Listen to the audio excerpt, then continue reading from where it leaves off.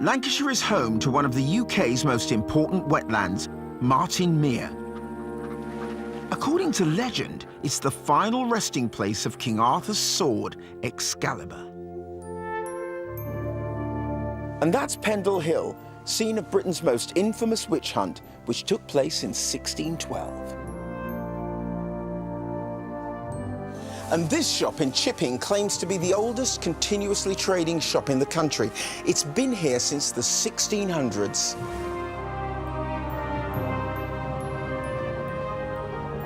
The Leeds-Liverpool Canal is one of the longest in the country and runs through great swathes of the Lancashire countryside.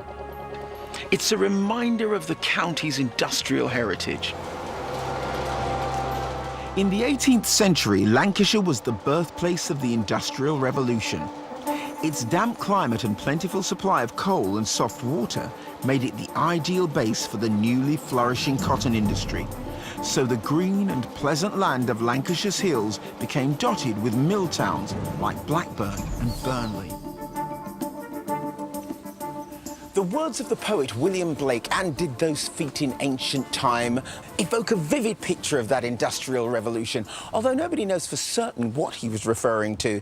Those words were put to music by the composer Sir Hubert Parry, and we know them, of course, simply as Jerusalem.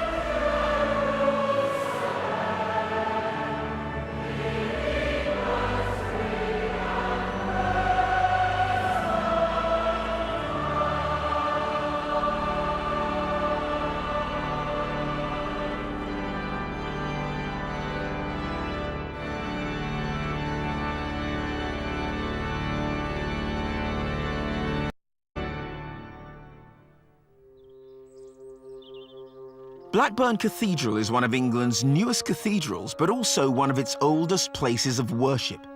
There's a reference to a church here in the Domesday Book, but some records suggest there was one several centuries before that. This building used to be called the Parish Church of St Mary the Virgin, but it became a cathedral in 1926. Work began in the 1930s to enlarge the cathedral to reflect its new status, and this culminated with the addition of the Lantern Tower, completed in 1967. And when it comes to choirs, Blackburn Cathedral doesn't do things by halves either. In fact, this year, one of their choristers, Louisa Sterland, won the prestigious Radio 2 Young Chorister of the Year competition. Louisa and her fellow choristers now sing Vaughan Williams' beautiful setting of the George Herbert poem, The Call.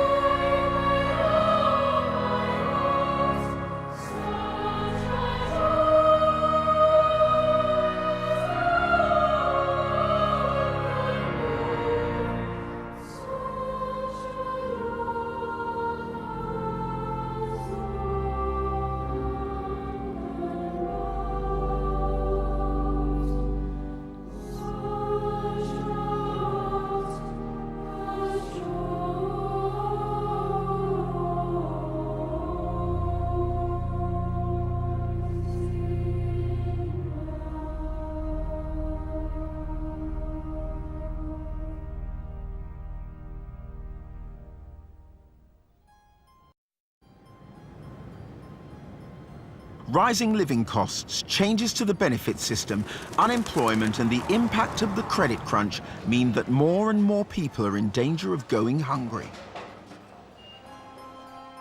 The Trussell Trust is a Christian charity that has set up over 300 food banks in the UK.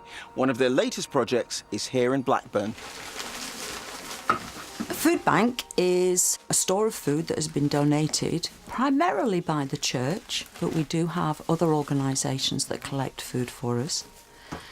And then people who've been identified by agencies like social workers, doctors, health visitors, are able to come and access that food.